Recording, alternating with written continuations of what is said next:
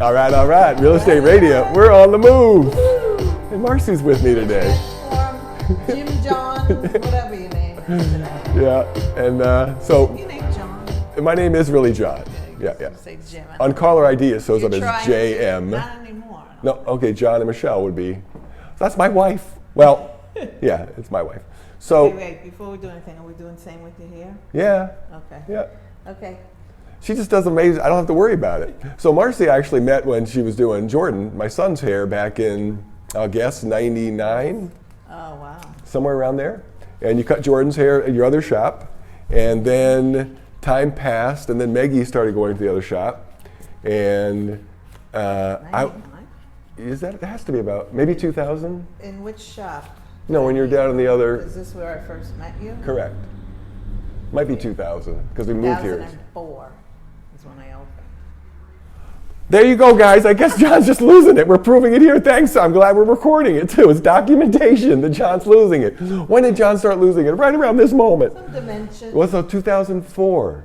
2004. And then you moved to this shop in like 11? 2010. See, that was a good Close. guess. So, I've known this lady a long time. And after watching her take care of my kid, I realized I'm a kid, too. So this is called Fun Cuts in Sandy Hook, Connecticut. And for big kids, too. Fun cuts for the whole family. For the whole family. Family fun cuts. Actually, Michelle's never got a haircut here, so we got to make that happen. So the whole family has come to you. Might have gotten a trim. Way back when. Way back when in the other shop. Yep. Did you, Michelle? That's right. Come on, let's get a little reaction here, people. So how do I look so far? Donnie and Marie, you remember that? Are you a little bit country, right? So you can't see her smile. She's smiling at me right now. Or a little bit rock and roll. My guess, Marci, is you're probably, between those two genres, you're more rock and roll. Disco. You could have called me the disco queen. Of course, she's not on camera for that, because anybody could have said that. No, Marci could have been called the disco queen. That's what I was Oh, I can't move? rock and roll, mostly disco. Not anymore. I mean, I still like it, but Well, so disco, you're thinking Bee Gees, basically, or you like Cheryl Lynn and Donna Summer. Wait, what are we doing? That's great. No, full crew cut. And what did you say about Barry White? It sounded a little bit like an Elvis Barry White. The Beatles are my favorite. I have Beatles radio. Paul McCartney. He was quite a stud back in the day. Yeah. Really? That's who I used to love, except now I love George Harrison. What's the name? Well, he's more folk. Yeah, but he's more, spiritual. Yes. Yeah, I love George Harrison. My Sweet Lord, probably, definitely in the top 20 songs of all time for me personally. Yeah, no doubt. Love that song. Which one? My Sweet Lord. Oh, yeah. I mean, not to get religious on anybody, of course, God forbid. Oh, he said God now, too. I'm going to cancel my subscription to Real Estate Radio. Well, I told you I went to a Jewish camp, so I can say some prayer with you. You went to a Jewish camp? Yes. You could probably teach me the prayers. I just remember Baruch Atah Adonai Acheinu Melech Haolam. I say it all wrong. But it's blessed, O Lord, King of the universe who feeds all. Does that sound right? Is that what it means? I have no idea. Isn't that the movie? White Men Can't Jump. White Men Can't Jump. It's true. White men, well, some can. I had like a 34-inch vertical at my peak, so I could dunk, but not great. But anyway, Dr. J, camp. You could dunk, but not jump. You know, my wife said to me, she goes, your Get to Know series is a lot about you, John. Well, sometimes that happens. No, because so this camp it was a Sunday, and it was pouring rain, so we couldn't use the courts. And they said, all the younger campers, you got to stay in the dorm. This was up at Westminster School in Simsbury. And so we were all required to stay in the dorm. Do not go down on the first floor. There's a room with cats. Do not go in that room. You're going to tell a bunch of 12. Sounds like it's turning into a horror story. Well, no, don't go in that room. Well, no, you're going to tell a bunch of 12-year-old boys not to do something, most likely, especially when it doesn't sound dangerous. It's cats. I'll tell you what, Marci, not 5, not 10, at least 20 cats came flying out of this room. Now, I wasn't the one that opened the door, and that's 100% true. Were they? That's one part of the story that I can't answer. I have no idea why so many cats were in this dorm, but they were. And I opened, okay, I didn't open the door. Did you just slip, John? No, I didn't open the door. So we all went flying, running in our own directions, and I thought I was going through an open door. It turned out to be a plate glass window.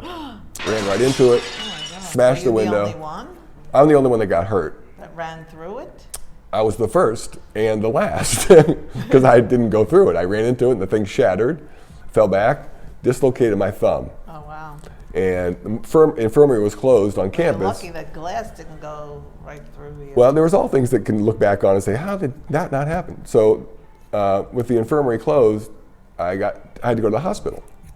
Guess who drove me to the hospital? Not Dr. J, but Dr. J's beautiful wife, Turquoise. So Turquoise Irving and Cheo, Jasmine, and Julius Jr. in the back seat, John in the front seat, had no idea that I was a white boy until that moment. Mama, where are we taking this white boy?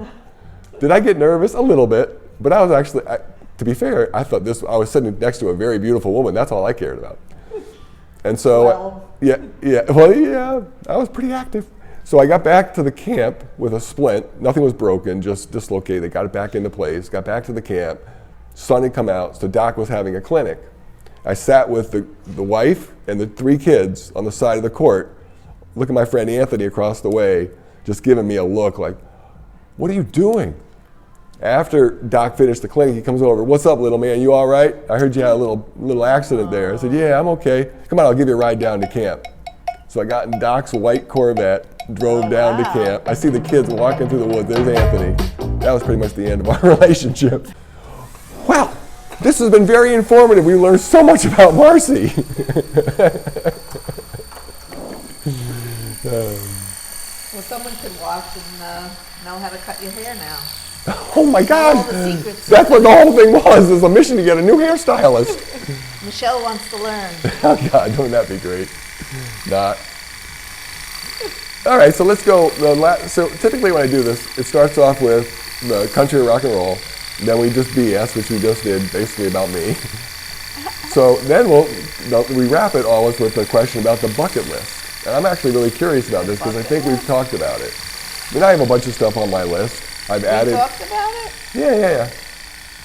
Did I say I had anything on my bucket list? Oh no, not that I remember, but I'm gonna pretend that when you say it, I'll be like, oh my God, that's so cool. If I do remember. I do. You don't have anything on your bucket list? No. Okay, so what I've discovered is people aren't saying, I want to get that new car or that new boat. It's all about experiences. I want to go to Africa. I want to go to Ireland, me. I think experiences would be more important to be on a bucket list than a material item. At least that's my thought. Yeah, right. It's not an item. I guess it's retiring. That's on her bucket Not list. having to have to work anymore. That's fair. And having grandchildren. Well, I can't help with that. I would like to retire and not work. I mean, once I retire, I would probably have to work part-time. Yeah, But that's kind of the plight. that's my bucket list. It wasn't impressive, but I would like you to think a little more carefully about your bucket list because we only have so much time to do crap when it comes right down to it. I'm not So saying. what do I have to think about? If I Well, was no. going to die next week, what would I want to do? I'm kind of boring. I don't really. Well, that's kind of, yeah. Well, I'm kind of boring too. I would never think that, by the way, in case you're curious. Would you guys ever think she's boring? Because she's not. Look at this place. Let me give you a quick view of how much she spends time making it nice for the kids. Is there a bar for the adults? Liquor store right across. Yeah.